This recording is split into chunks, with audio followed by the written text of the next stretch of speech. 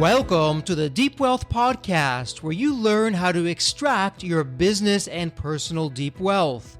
I'm your host, Jeffrey Feldberg. This podcast is brought to you by Deep Wealth and the 90-Day Deep Wealth Experience. When it comes to your business deep wealth, your exit or liquidity event is the most important financial decision of your life. But unfortunately, up to 90% of liquidity events fail. Think about all that time and your hard-earned money wasted. Of the quote-unquote successful liquidity events, most business owners leave 50% to over 100% of the deal value in the buyer's pocket and don't even know it. I should know. I said no to a seven-figure offer and yes to mastering the art and the science of a liquidity event. 2 years later, I said yes to a different buyer with a 9-figure deal. Are you thinking about an exit or liquidity event? Don't become a statistic and make the fatal mistake of believing the skills that built your business are the same ones to sell it. After all, how can you master something you've never done before? Let the 90-Day Deep Wealth Experience and the 9-step roadmap of preparation help you capture the best deal instead of any deal. At the end of this episode, take a moment and hear from business owners like you who went through the Deep Wealth Experience. Anthony Butler is the founder of the digital marketing agency Can Do Ideas and the creator of the Primal Storytelling content system. He is the author of Primal Storytelling, Marketing for Humans, and is a highly regarded expert in brand storytelling and digital marketing. Anthony graduated from the United States Military Academy at West Point and the U.S. Army Ranger School. He is a combat veteran and commanded an infantry company in Iraq during the invasion of Baghdad. He is also a Brazilian Jiu-Jitsu blackbelt and currently resides in Montana with his wife and 2 sons. Welcome to the Deep Wealth Podcast. And for you listeners out there who want to get the edge in your business, you want the art side of business that you're not taught in business school, you want the edge, you're going to get that today. And we have a terrific guest who not only has been of service to the country, just a remarkable individual with a wonderful message, but I'm going to stop it right there. Anthony, no pressure for you. Welcome to the Deep Wealth Podcast. An absolute pleasure to have you with us. And Anthony, I'm curious because there's always a story behind the story.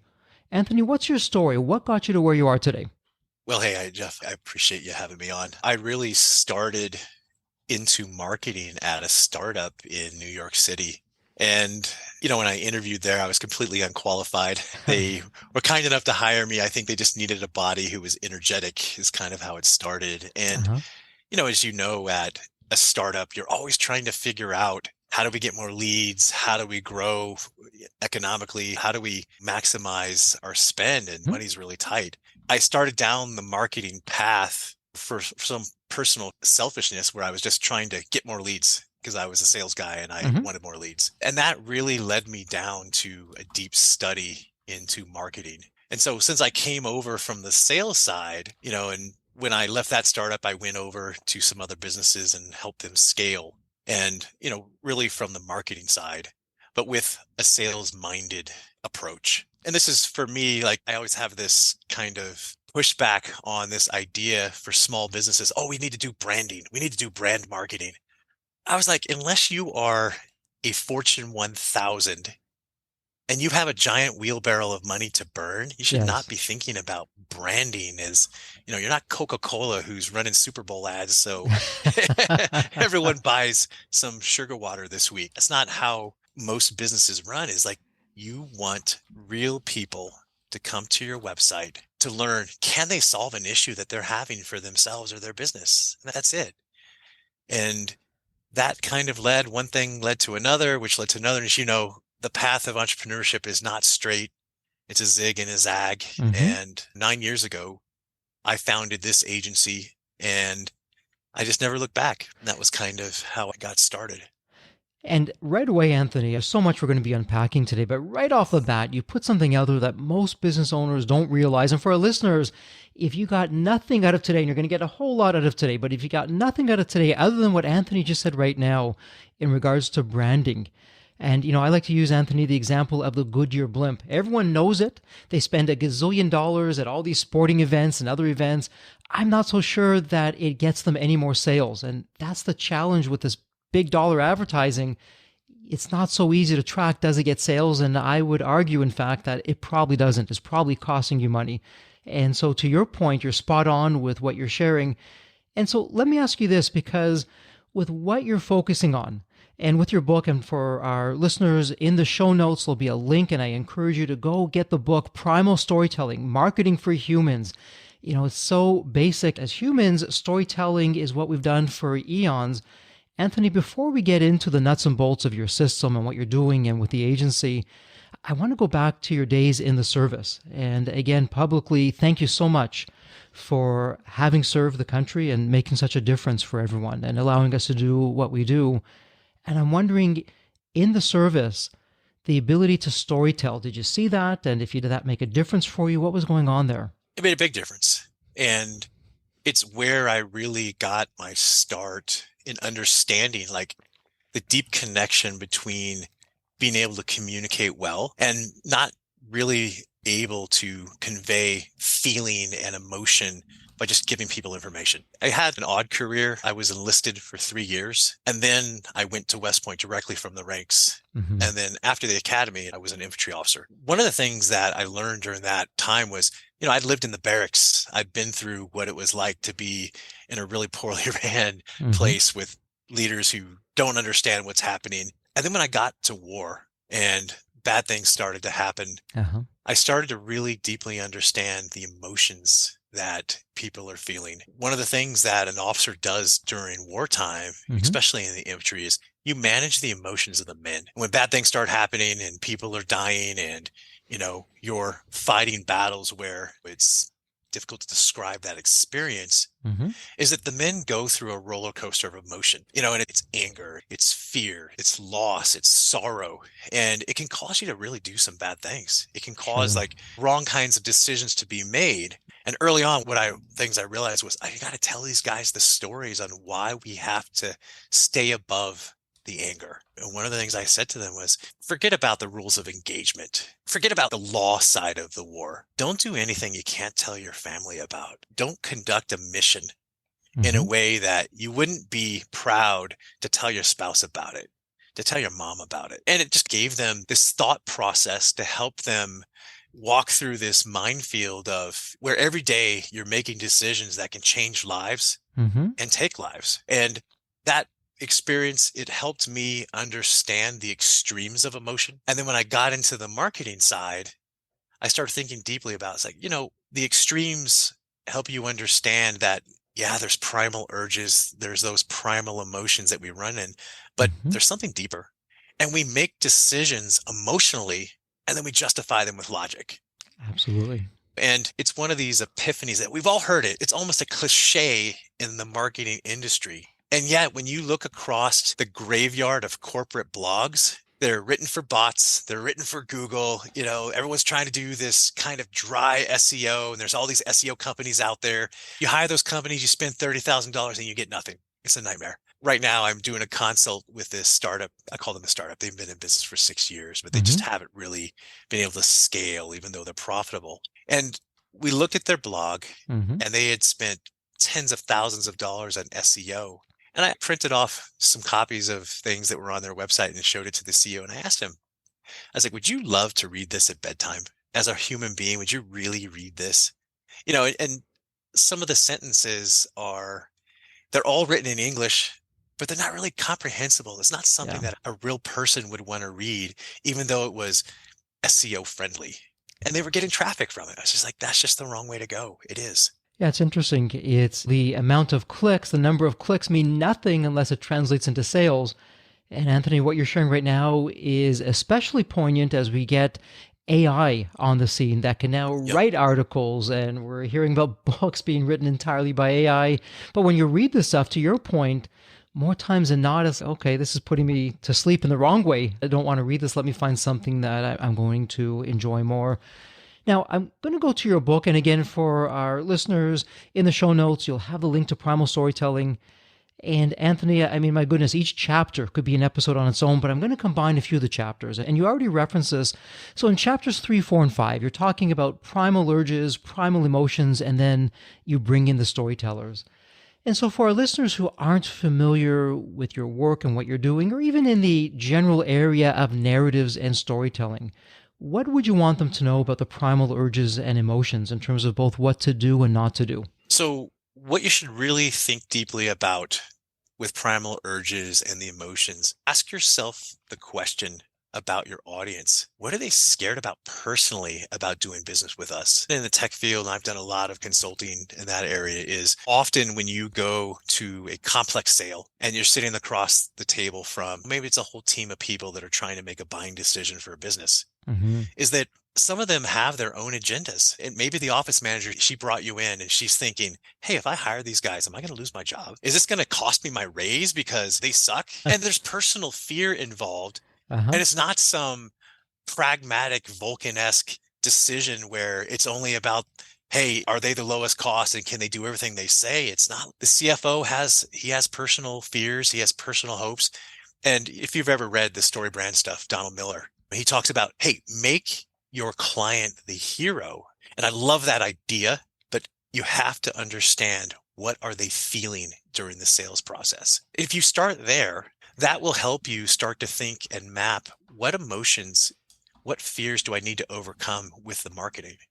How do we make our sales process easier by creating content that answers their questions ahead of time, that answers like, what are the obstacles of doing business together? Is it a good fit? And I'm sure you've thought of this yourself, is that I always consult with my clients and I say to them, listen, never do business with a company that's not a really good fit. Even if you need the money, like, don't do it.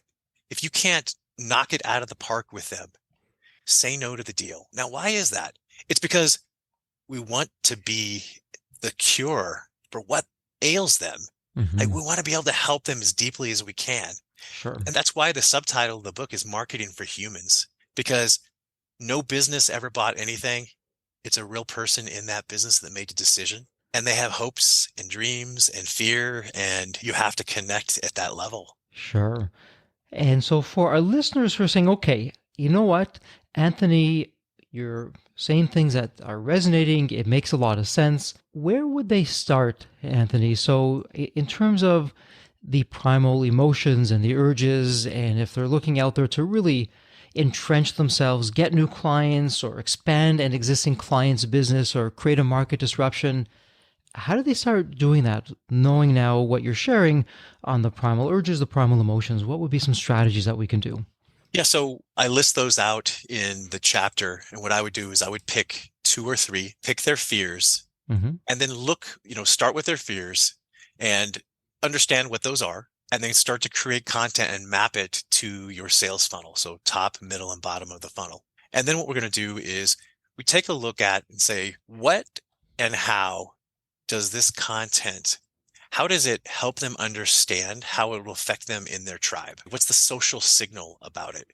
Now, you're like, what are we talking about, social signals? What I was saying earlier about we make decisions emotionally. Ask yourself, why do you wear that shirt that you have? Or you have a nice sweater on. Like, why did you wear that sweater? Someone gave it to you, or you bought it and it's comfortable and it's warm, but also it says something about you as a person. So the same thing about your car, your house, the spouse, your significant other, like all these things, they say something about you. Like, how much does a car cost? At the bottom, you can buy an old junker for $500 that only some people would want to drive, and all the way up to the other side, up to multi-million-dollar Bugatti or a custom car, some sort of supercar. Everything in between, it's a social signal. We're not just buying transportation. We're not just buying food. We're not just buying clothes. We're buying a social signal. And so as a business, what I want to understand is, if I'm selling B2B or I'm selling B2C, is how does it make them feel?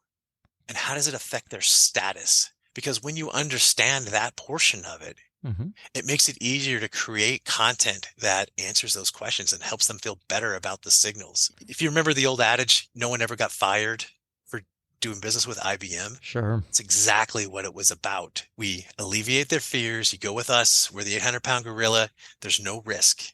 no risk in doing business with us. And Anthony, I want to go back to something that you shared just a few minutes back. And for our listeners, you can't see me, but obviously you can hear me. You couldn't see me. I was grinning ear to ear because, Anthony, you took the words out of my mouth, something that I say on the podcast that for many people, they find controversial. And you said something along the lines of people buy on emotion first and they justify it with logic later. And I know at Deep Wealth and our 9-step roadmap and our entire system, that's exactly what we're all about, the power of the narrative, the incredible storytelling ability that we all have. If you can do that effectively, you can get people excited about a bright and prosperous tomorrow, even if you're premium dollars over everyone else. If you do it right, the emotions will sway people, and then later on, afterwards, they'll figure out logical reasons why they want to go in that direction. And even to the point, Anthony, where we've had evaluators, both on the podcast, and I've spoken to them offline, and they all say the same thing. Hey, when I'm evaluating a company, I don't look at the financials first. First thing I look at is the narrative. How powerful of a narrative is it? And 80% of the value often comes from that. So with that in mind, and now we start tapping into your system, and you talk about the storytellers and brand stories and their archetypes. What would you want our listeners to know about that? There's more than one type of story you're going to tell in a business, Mm-hmm. and they're used for different things. And one of the things that I can tell you is start with your origin story. Sure. Like why you're in business. What was that that startup story, how you struggled at the beginning? Everyone loves that underdog story because it reminds your audience that you're a real person and that you're human and that you're someone that they want to do business with, because we do business with people that we like, right? Sure. So you want to connect with them. That's why we start there. Mm-hmm. And then when we start working on other narratives, and I outline these in pretty great detail, and we work into the vision story. Mm-hmm. What's the vision for the business? Where are we going? Like, how are we trying to change the world, if at all? But Elon Musk, he starts up SpaceX, and before he's got a single rocket, before he's built anything, he's like, we're going to Mars. Yeah, we're gonna become a multi-planet species. Well, how bold of a vision is that? Right. If I'm selling shoes, if I have some sort of commodity, I don't have that bold of a vision, but you can still have a vision that makes sense for people that they can connect with. And the vision is how we help them get excited about things that are really not that exciting. And then that third story that you're going to tell after that is, what are the transformations that you've done? Think of it like the weight loss coach. He shows everyone the pictures of, hey, I have a client who lost 50 pounds. And before, this is what they looked like. And when we worked, we struggled, and I helped them get through all the difficulty. And then at the end, they had 6-pack abs and they looked like Rocky. Those transformation stories is how you pull in the audience to say, you know what? I'm a lot like that also. And if I did this, I would have similar outcome. And yeah, it was hard, but they got us through it. We can do that too. If you did it, why not us? And you know what, Anthony, as you're talking through this and you happen to bring up, hey, you can take it to any industry, any business, and you even mentioned something as mundane as shoes. I have no relation to this company. There's nothing in it for me. I'm not an investor. I don't own anything. But look at Tom's Shoes, who took, a very, one would call, widget kind of industry or business, and came up with an interesting narrative of how they're going to be donating pairs of shoes to children throughout the world. And that thing caught on fire. And wow, what a difference it made from a narrative, from an idea that really pulled at the emotional chords of people and their wallets and got their attention, and ultimately the buying power behind that. Absolutely. Look at Newman's Own. It's another one where you take really good products that are all organic, and then you add in the charitable side to that, and Newman as a celebrity, and although I think today this next generation, no one even knows who Paul Newman is as a celebrity. They haven't seen any of his movies. He's not a big household name now as he was when he started, but almost everyone has tried the products, and whether it's salad dressing to popcorn to all the other things that they do, just really high quality stuff with great stories behind it. Absolutely. I know I'm big picture wise, jumping around your different chapters here, and we don't have time to go into all the finite details, which is why our listeners, again, come to the show notes, click on the link, get the book. Anthony, when you look at chapters 8 and 9, so the art of marketing and primal storytelling in action, And now I'm thinking of a member of the community, our listeners, who are saying, okay, yeah, Anthony, I hear you, but the business I'm in, it's so cutthroat. I will lose a customer for another competitor that comes in for pennies on the dollars less. I don't have a lot of room here. How possibly could a story make a difference? Or the marketing, who even has money for the marketing because it's so tight, the margins? We got to put everything into keeping the business and fighting off the competitors.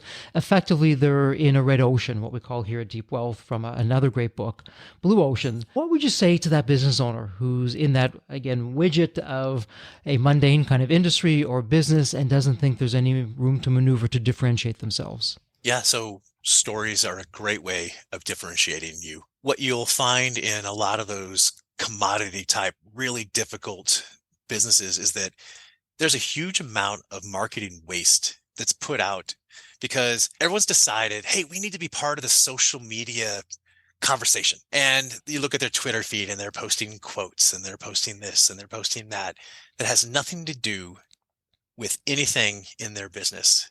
Mm-hmm. Okay. And that's okay. I can do non-relevant content for us, Mm-hmm. but that non-relevant content has to be written clever for an audience to deliver some sort of value, okay? To bring them something that they need, to Mm-hmm. help them understand something new, to help them come up with some sort of breakthrough Mm-hmm. in their life. And what I can tell you is that the number one thing you can do if you want to get better ROI out of all of your marketing is stop thinking about yourself and think Okay. about your audience. Mm-hmm. You want to save money on marketing, you want to be really efficient, stop Mm-hmm. thinking about yourself. I can't tell you how many campaigns I've audited and we're like, listen, we're telling them all the features. We're telling them everything that we can do for them. Mm-hmm. And we're not focused on the benefits and we're not focused on them as people. And we Mm-hmm. still have in our mind, oh, this is B2B marketing. We got to be dry. We got to be corporate. We got to be really professional. Mm-hmm. If you want to just cut through the myth of dry marketing, think Mm-hmm. about Geico. What is more cutthroat than insurance? Sure. Okay. And now who represents Geico in the market? An animation, a Geico gecko. It's like this funny little creature. Mm-hmm. And I use this example in the book for a really specific reason is because the hardest people I've had to convince that they can use storytelling are Mm-hmm. B2B marketers Uh-huh. because they think that, oh, we're different. Our audience is different. We're a sophisticated our audience. We're in finance. We're a hedge fund. We're a financial man. You know what? You're still people. There's still Mm-hmm. people on the other end, and they're going to connect with you through stories in the Mm-hmm. same way as every other market. It absolutely will work. Exactly. And, you're bringing really together everything. It doesn't matter if it's B2B, B2C in your personal life. It's all about the story.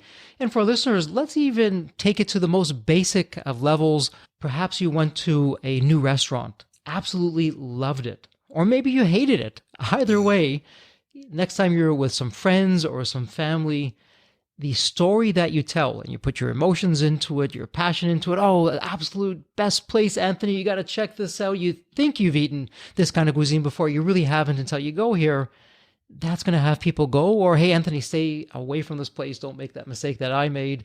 So it's all in the storytelling. And it doesn't matter in my experience, Anthony, and you can tell me if I'm off base or on base here, whether someone's buying a business for hundreds of millions of dollars or it's a $10 purchase. It's that story to rile up the emotions of, yes, I should be the owner of this, or I want to buy this, and justifying with that logic later. And I know we've been talking about this kind of in and out throughout the conversation, but for me, it doesn't really make a difference. The number of zeros that's involved in the purchase, the fundamentals are the same. Would you agree with that? I would agree. Numbers matter. And a successful business without a really strong marketing arm is Mm-hmm. an opportunity because then when you lay good marketing over a business that is already successful without great marketing, Mm-hmm. it's fuel to the fire. It can really help accelerate things. And that's why I like working with companies that are they've already got they're already a little bit established maybe, and maybe they're just getting to revenue and they Mm-hmm. found their clients. And then you add good marketing on top of that, and it really it makes it more sound. It makes them more profitable, and it helps them grow faster. And so, why don't you walk us through that, Anthony? So, listener is hearing the conversation, they've picked up the book, really like what's going on. You know what? Maybe Anthony can help me with his creative agency. Someone comes to you and they are now going to work with you with their business. What's going on with that, Anthony? What's your process when you first start working with a business? Yeah, when I first work with a business, I think I follow the same process as probably every agency in the world is we do some discovery and Mm-hmm. we look at what are you doing now? And really, I like to work with the sales team. Who are you selling to? Who's buying as people, not just industries and not just as a company, but who are the individuals involved? And then when I start to understand that, and this is a big portion of the first part of the book when I'm talking about tribe, as I start to understand who are the best fit clients and what are their commonalities, what are their demographics, what are their psychographics, Mm-hmm. what are their hopes and dreams. And then what we do is we map the tribe, who those best fit clients might be, to their primal emotions and their primal urges. And then once we understand who the audience is and we understand what those emotions and what those primal urges are, then we're able to start planning content around, a long tail content. Mm-hmm. So you have an SEO side of it where you want to get more organic content. So some content for your website that's mapped very carefully to your funnel. And then also some social media so that you can get more attention and you can garner more traffic. And I'm not talking about, hey, let's publish pithy quotes and the news of the day. There's Uh-huh. plenty of companies already doing that. We don't need to do that too. And come up with something that I don't want to throw a cliche out there, but let's create a thought leadership program of something that we can develop that no one else is doing in our industry. I've done several really successful programs with big companies in industries that thought leadership programs where they didn't think thought leadership was even an option Mm-hmm. because we started thinking bigger about our content. So I worked with this company out in Long Island, New York, really large manufacturing company. They make really boring stuff. They make Uh-huh. pieces and parts for robots, pieces and parts for the space shuttle, for defense industry. They got stuff that's in space right now. They're like, hey, what kind of thought leadership program could we do? So we looked at their cross section. I was like, you guys have a huge number of elderly engineers who do business with you. And they're like, what do you mean? Like, well, look at all these proposals and we look at these people and the average age of an engineer who's working directly with your team is in their 60s. Those young engineers that are just coming up, what's something we could do for them to help connect the next generation with your company? Because these guys have been in business for over 100 years. And so we created a leadership development system, a leadership development program for engineers who are just coming out of college. And what does that mean? We publish some white papers about leadership and engineering leadership, how to run meetings, how to learn how to be a manager if you're just getting your engineering license. And we got backlinks from some of the top Ivy League schools around the country that are linking to their content, referring it so that a college graduate who's going in the defense industry immediately finds them because Hmm. he reads a white paper on how to run a meeting for engineering, how to be part of a team, how to be more creative, how to be a better person. I mean, just amazing, amazing things that they never thought that they could create on their own. And you say, well, how did that move the needle? How does that increase sales? Well, guess what? It's not a one-time thing. It increased sales incrementally because content marketing is evergreen. I have pieces of content that I published 5 years ago to this day still generates leads. Well, how do you do that? It's incremental. The more you do it over time, the better it gets. The more you understand the audience, the better it gets.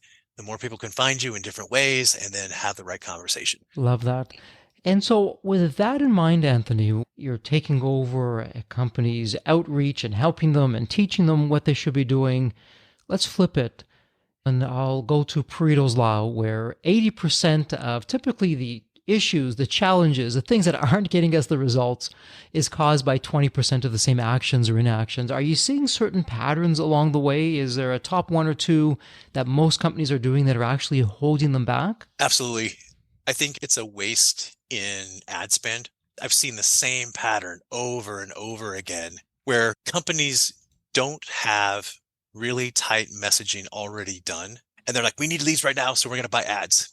And then they Mm-hmm. go out and they hire an agency. The agency spends 20, 30, $50,000, buys some traffic from Google, goes on Facebook, buys traffic. But they haven't tested the messaging. They haven't tested the landing pages. They haven't tested the lead magnets. They don't understand what the stories are. They don't understand the pain. Just did an audit with a company, $100,000 without any real revenue. Just wasted, gone, just absolutely wasted. I was like, guys, listen, if you're going to run ads before you figured out your stories and before you really understand the sales process, you're just burning money. You might as well just put it all in the barbecue. Let's light the money on fire and we'll cook some steaks because we'll get more out of it than we are running those kinds of ads. As we like to say, Anthony, at Deep Wealth, when we're talking about when you don't prepare for your liquidity event, when you don't prepare your business, all that time, effort, and money that you'll waste and you'll lose when you do go to market. It's just ridiculous. You might as well go to your favorite casino. You'll lose your money a lot quicker. At least you'll have some fun along the way. So from barbecues to casinos, take your pick, but you're absolutely right in terms of what you're saying. And Anthony, let's flip it. Before we start wrapping things up here, let's flip it now. When businesses are working with you, they're implementing your strategies and your systems, what would be the top one or two things that a business owner can start doing that absolutely gets the results? If possible, have a person, a real person, who is representing the brand. Now, what do I mean by that?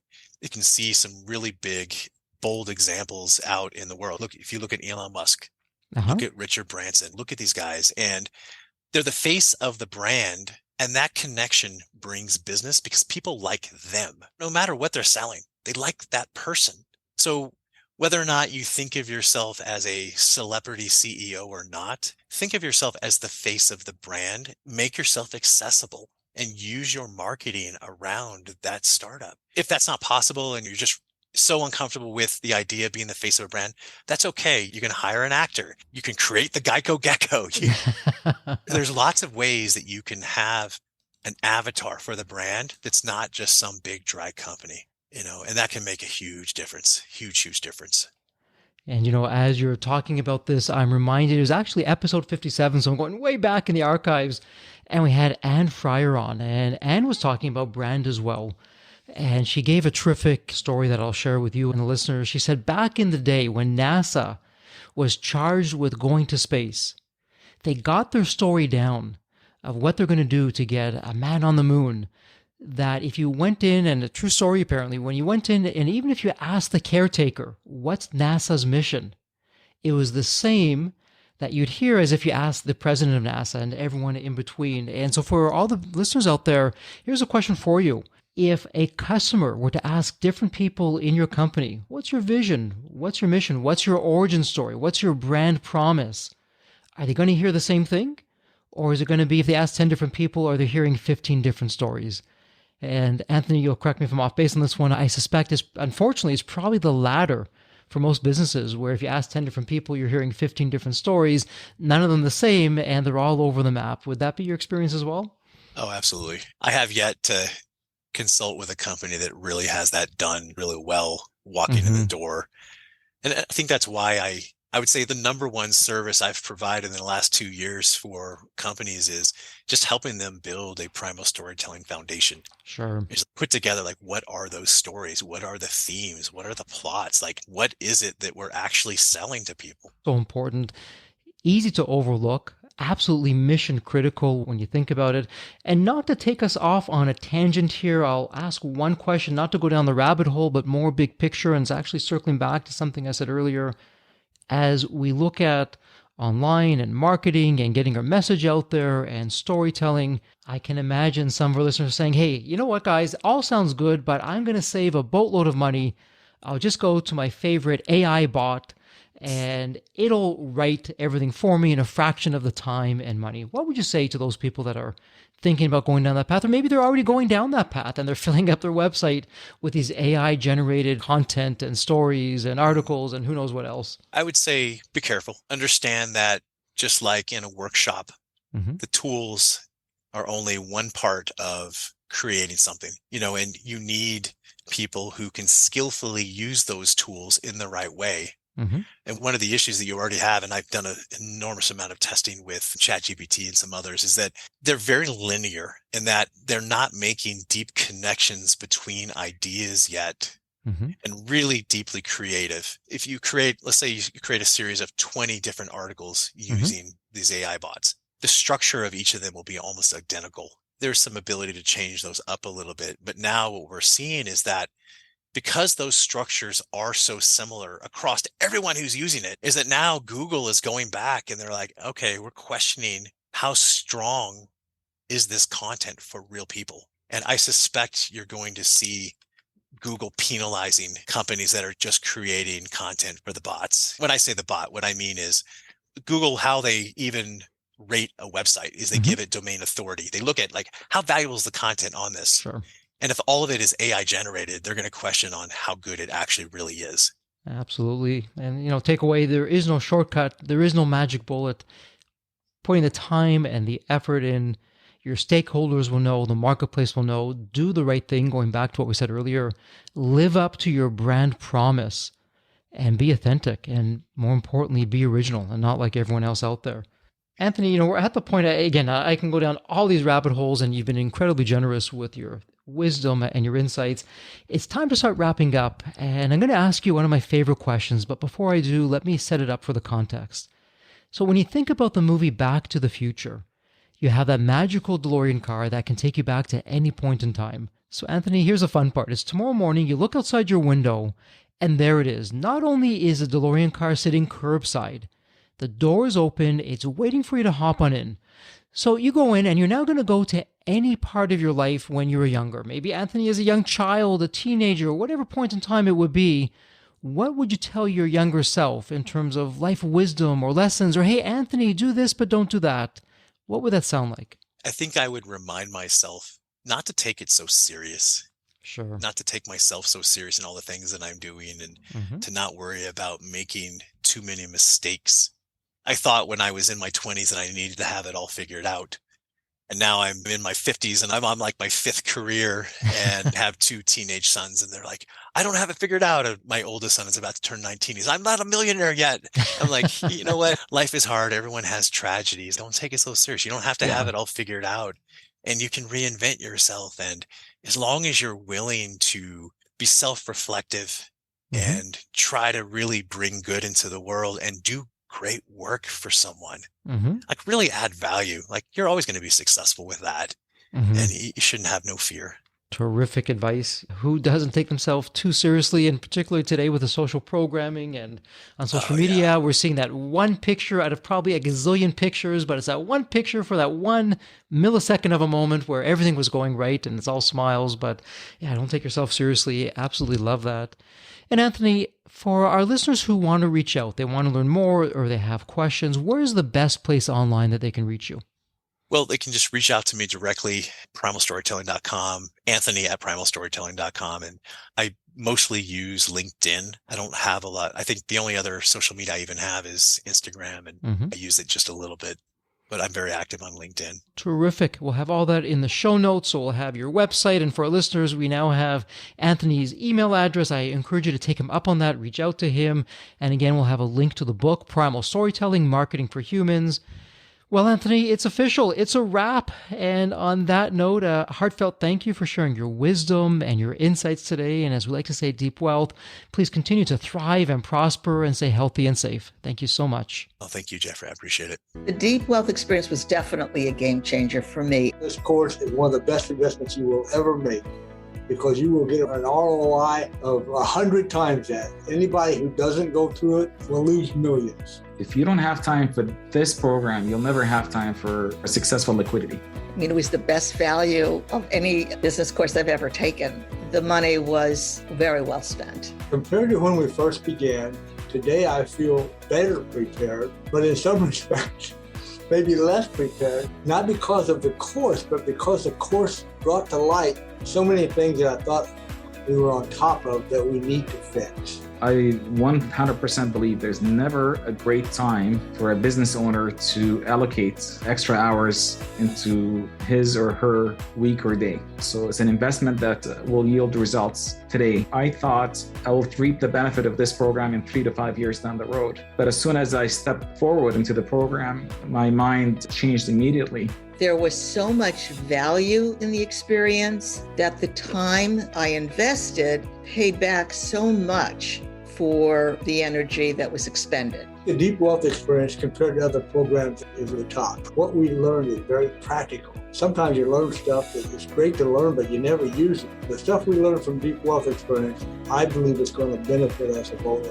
I've done an executive MBA. I've worked for billion-dollar companies before. I've worked for smaller companies before I started my business. I've been running my business successfully now for getting close to a decade. We're on a growth trajectory. Reflecting back on the Deep Wealth, I knew less than 10% what I know now. Maybe close to 1% even. Hands down, the best program in which I've ever participated. And we've done a lot of different things over the years. We've been in other mastermind groups, gone to many seminars, workshops, conferences, retreats, read books. This was so different. I haven't had an experience that's anything close to this in all the years that we've been at this. It's 5-star, A+. I would highly recommend it to any super busy business owner out there. And Deep Wealth is an accurate name for it. This program leads to deeper wealth and happier wealth, not just deeper wealth. I don't think there's a dollar value that could be associated with such an experience and knowledge that could be applied today and forever. Are you leaving millions on the table? Please visit www.deepwealth.com/success to learn more. If you're not on my email list, you'll want to be. Sign up at www.deepwealth.com/podcast. And if you enjoyed this episode, if it added value, if you walked away with some new insights and strategies, please leave a review on your favorite podcast channel. Reviews help us reach new listeners, grow the show, and continue to create content that you'll enjoy. And as we wrap up this episode, as always, please stay healthy and safe.